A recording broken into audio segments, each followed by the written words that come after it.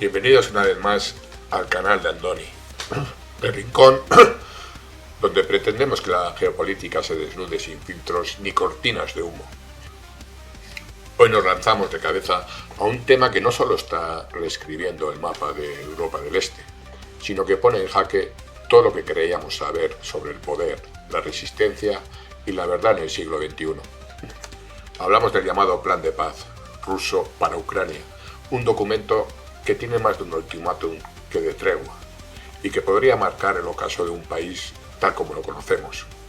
Imaginen una partida de ajedrez donde un jugador ha perdido todas sus piezas clave, pero sigue gritando que puede ganar. Esto es Ucrania hoy y Rusia está lista para decir jaque mate. Pero este no es solo un análisis de fronteras y ejércitos, es una radiografía de cómo las emociones colectivas, esas olas de histeria que nos arrasan como un río desbocado, están moldeando nuestra percepción del mundo. Piensen en la pandemia por un momento. Hace apenas unos años, cuestionar las medidas oficiales te convertía en un paria, un negacionista, al que había que silenciar. Hoy ese mismo guión se repite en Ucrania. Los medios nos pintan un cuadro épico de héroes contra villanos. Pero ¿qué pasa cuando levantamos el telón y vemos los números, los mapas, las realidades que no encajan con esas narrativas? Prepárense porque vamos a desmontar cada pieza de ese rompecabezas. Desde el colapso militar y económico de Ucrania hasta las demandas rusas que van mucho más allá de lo territorial, tocando incluso la fe y la identidad del pueblo. Mientras lo hacemos, nos preguntaremos, ¿estamos ante el fin de Ucrania como Estado soberano o simplemente ante una nueva cortina de humo que nos ciega a todos? Agárrense fuerte, estrategas, porque hoy no dejamos piedras sin remover. La verdad nos espera, no espera y nosotros tampoco.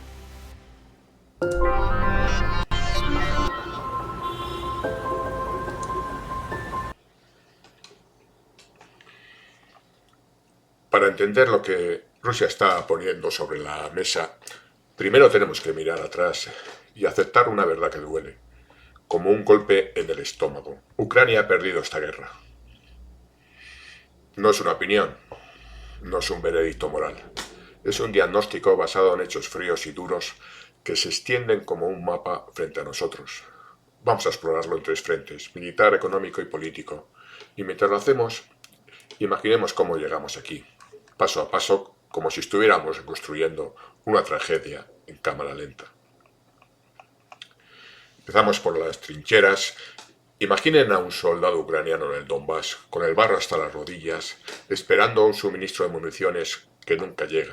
Hace meses, quizá años, que sus comandantes le prometen que el próximo contraataque cambiará el rumbo.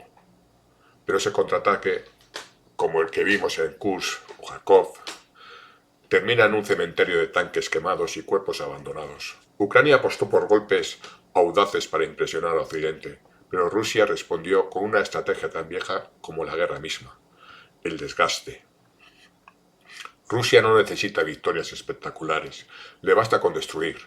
Sus misiles han convertido centrales eléctricas en escombros, han volado puentes que conectaban el este con el oeste, han dejado trenes de carga varados como cadáveres de acero. Cada día que pasa, Ucrania pierde más capacidad de mover tropas o alimentar a su población. Es una guerra de paciencia y Kiev no tiene tiempo de su lado. Ahora pasamos al bolsillo, porque una guerra no se pelea solo con balas, sino con billetes. Durante años, Ucrania fue como un barco con agujeros que solo seguía a flote gracias a las bombas de agua de Occidente. Miles de millones de dólares y euros llovieron desde Washington y Bruselas. Armas, préstamos, ayuda humanitaria. Pero entonces llegó Donald Trump, un hombre que ve el mundo como un equilibrio contable. Para él, Ucrania era y es una inversión con demasiados riesgos y pocas ganancias. Recuerden su discurso en la toma de posesión. No más cheques en blanco para guerras eternas. En cuestión de meses, el flujo de dinero se ha secado. Europa intentó tomar el relevo, pero imaginan a un grupo de amigos tratando de pagar una cena carísima cuando todos están en números rojos.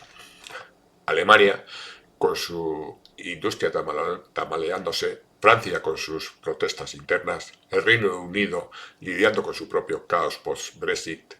Nadie podía reemplazar el músculo financiero de Estados Unidos. Ucrania ha quedado como un náufrago en medio del océano, con un salvavidas pinchado y sin costa a la vista. Y luego está el factor humano. Volodymyr Zelensky, el comediante convertido en líder de guerra, al principio su carisma era un arma poderosa. ¿Quién no recuerda esos vídeos en chaleco militar, hablando desde búnkeres, inspirando a un país y al mundo?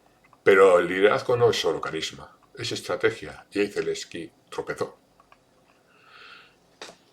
Pensamos en su viaje a Washington. Fue como ver a un estudiante llegar tarde a un examen, con la tarea a medio hacer, pidiendo una próloga. Quería misiles de largo alcance, fondos frescos, un compromiso firme. Trump, con esa sonrisa de tiburón que lo caracteriza, le dio palmadas en la espalda, promesas vagas y un préstamo que no alcanza ni para pagar la luz de Kiev. Zelensky volvió con las manos vacías y Europa, en lugar de tenderle un puente, lo empujó de regreso al otro lado del Atlántico. ¿Por qué falló? Porque subestimó el cambio de marea en Occidente. Creyó que su narrativa de resistencia infinita seguiría vendiendo, pero el público estaba cansado. Las elecciones en Estados Unidos y las encuestas en Europa han mostrado lo mismo. La gente quiere paz, no más titulares de una guerra lejana. Zelensky quedó atrapado entre un aliado que lo abandonó y un enemigo que no negocia desde la debilidad. Entonces, si Ucrania está tan derrotada, ¿por qué seguimos escuchando cantos de victoria en los titulares? Aquí entra la histeria colectiva, un fenómeno que convierte a individuos pensantes en una masa ciega y emocional. Piensen en cómo, durante la pandemia, el mundo se dividió entre los obedientes y los herejes. Hoy Ucrania es el nuevo dogma. Cuestionar su resistencia es sacrílego. Los medios nos sirven historias de soldados heroicos y niños cantando bajo las bombas, pero rara vez nos muestran los mapas actualizados o las cifras de bajas. Es una estrategia brillante, apelar al corazón para apagar la mente. Y mientras esa narrativa domina, la realidad, esa Ucrania exhausta y acorralada, queda sepultada bajo un aluvión de propaganda bien orquestada. Bien, ahora que hemos visto cómo Ucrania llegó a este precipicio, es hora de abrir el telón y examinar el famoso plan de paz ruso. Pero no se dejen engañar por el nombre. Esto no es una paloma con una rama de olivo, sino un lobo con las fauces abiertas, listo para devorar lo que queda de su presa. Este documento, filtrado tras un encuentro secreto antes de la cumbre de Riad, es un catálogo de demandas que redibujan Ucrania desde sus fronteras hasta su alma misma. Vamos a desglosarlo paso a paso, como si estuviéramos explorando las cláusulas de un contrato que alguien firmó sin leer las letras pequeñas. Primero, el terreno. Rusia no se conforma con lo que ya tiene. Quiere que el mundo entero reconozca oficialmente todos los territorios que ha anexado desde 2014 y los que ha tomado desde entonces como parte de su constitución. Esto no es solo una línea en un mapa, incluye la creación de un tribunal internacional para juzgar lo que llaman crímenes de guerra de las Fuerzas Armadas ucranianas en esas zonas. Imaginen a soldados ucranianos, muchos de ellos héroes para su pueblo, sentados en el banquillo de los acusados, mientras un juez en algún lugar lejano dicta sentencia. Es una humillación pública diseñada para quebrar el espíritu de un país. Pero no termina ahí. Rusia reclama toda la orilla izquierda del río Dnieper, una arteria vital que cruza Ucrania de norte a sur. Esa franja no sería solo un trofeo territorial, se convertiría en un protectorado ruso, sin presencia militar ucraniana, pero con bases rusas camufladas como misiones de monitoreo. Piensen en ello como un condominio donde Ucrania paga el alquiler, pero Rusia tiene las llaves. Y luego están Odessa y Nikolayev, las joyas del Mar Negro. Perderlas no es solo perder puertos, es perder el acceso al comercio global, un golpe mortal para cualquier esperanza de recuperación. Y aquí viene el segundo acto. Las regiones bajo protectorado ruso tendrían administraciones locales, leales a Moscú y el derecho a la autodeterminación. ¿Les suena familiar? Es el mismo libreto que usaron en Crimea y el Donbass, un referéndum express supervisado por tropas rusas y de repente esas tierras son parte de la Federación Rusa. Imaginan a un niño al que le dan una caja de cerillas y le dicen juega, juega, pero no enciendas nada. Es una bomba de tiempo. En cualquier momento esas regiones podrían votar para desaparecer del mapa ucraniano y Kiev no tendría ni voz ni voto. Tercero, Rusia quiere una misión de observación en la frontera oeste de Ucrania, desde Volinia hasta los Cárpatos. Dicen que es para garantizar la paz, pero todos sabemos lo que significa tropas rusas, o al menos oficiales con uniformes discretos, vigilando cada movimiento. Y no olvidemos a Bielorrusia, ese aliado silencioso que ha estado mirando con hambre la región de Chernigov. Lukashenko, el eterno presidente bielorruso, ya ha soltado comentarios sobre amenazas a su seguridad. Traducción: si Rusia le da luz verde, Chernigov podría ser el próximo dominó en caer. Ucrania no solo perdería el este, su norte también estaría en la cuerda floja.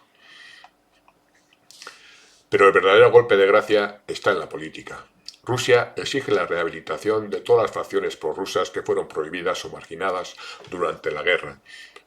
No hablamos de un par de diputados olvidados, hablamos de partidos enteros que podrían volver al Parlamento con fuerza renovada. Y aquí viene la demanda más descartada.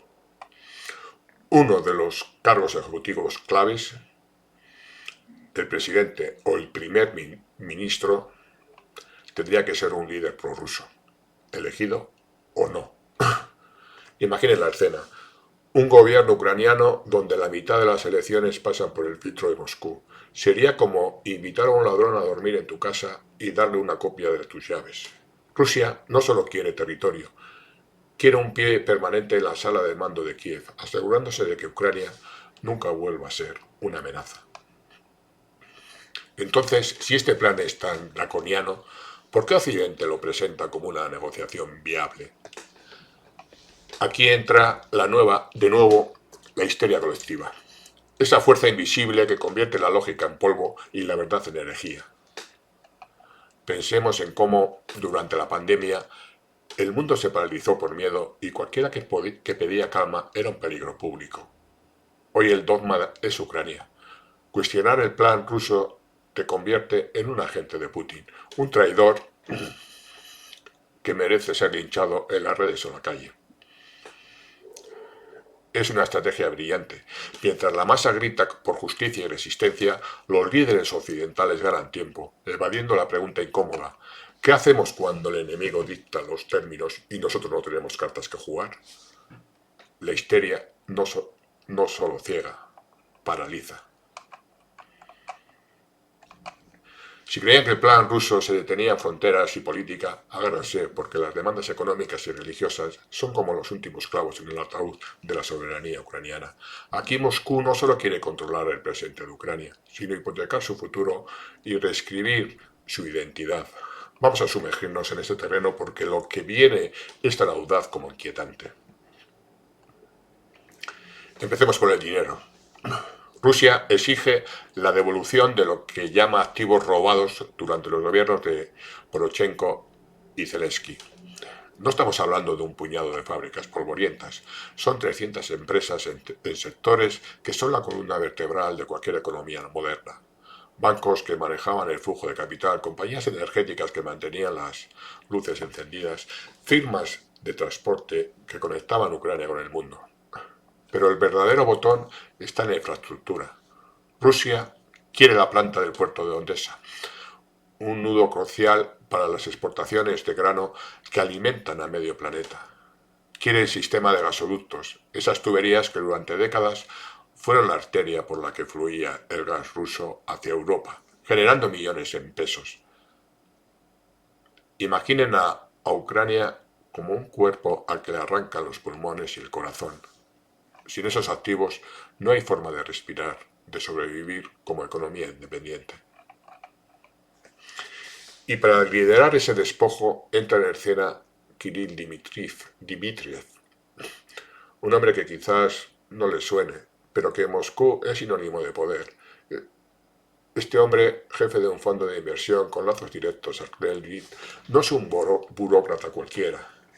Es un tiburón financiero educado en Harvard, que sabe cómo convertir activos en armas. Su misión no es solo recuperar empresas, es transformar a Ucrania en un satélite económico, un país que produce para Rusia y depende de Rusia para todo, desde el trigo hasta la electricidad. Ahora pasemos al terreno de la fe, porque aquí Rusia juega una carta que trasciende lo material. Exige la devolución de todas las parroquias de la Iglesia Ortodoxa Ucraniana que se independizaron del Patriarcado de Moscú tras 2014. Esto no es una disputa menor entre sacerdotes, es una batalla por el control espiritual de millones de personas. Piensen en lo que significa. Iglesias que durante años fueron un símbolo de resistencia ucraniana, con sus cúpulas doradas brillando bajo el sol de Kiev, volverían a estar bajo la sombra de Moscú. No tendrían autonomía. Cada sermón, cada rito estaría supervisado por el patriarcado ruso. Y detrás de esta jugada está el padre Tikhon, un monje ortodoxo con una barba blanca que parece sacada de un cuadro medieval, pero con una influencia que llega hasta el mismísimo Putin. Tikhon no es un desconocido. Algunos dicen que es el confesor espiritual del presidente ruso, otros que su monasterio es un centro de poder oculto. En 2018 sobrevivió a un intento de asesinato que muchos vinculan con su papel de esta cruzada religiosa. Si Rusia logra esta unificación, no solo gana Ucrania, envía el mensaje a todo el mundo ortodoxo, Grecia, Serbia, Bulgaria, de que Moscú es el verdadero corazón de la fe. Es poder blando en su máxima expresión, una conquista que no necesita tanques, solo campanas y oraciones. Entonces, ¿por qué este tema apenas aparece en los titulares de la BBC o CNN? ¿Por qué la histeria colectiva, esa fiebre emocional que nos ha perseguido desde la pandemia, sigue siendo el filtro que todo lo distorsiona? Nos ven en el plan ruso como una solución práctica, un acuerdo que evita más sangre. Pero esto no es un acuerdo, es una rendición disfrazada, un desmantelamiento que toca cada rincón de la vida ucraniana. La masa atrapada en su maniqueísmo blanco o negro, héroes o villanos, no tiene paciencia para detalles como gasoductos o cismas religiosos. Y los líderes occidentales lo saben. Mientras mantienen la ilusión de resistencia, pueden posponer el día en que tengan que admitir que perdieron. Pero la realidad no negocia y tarde o temprano el telón caerá.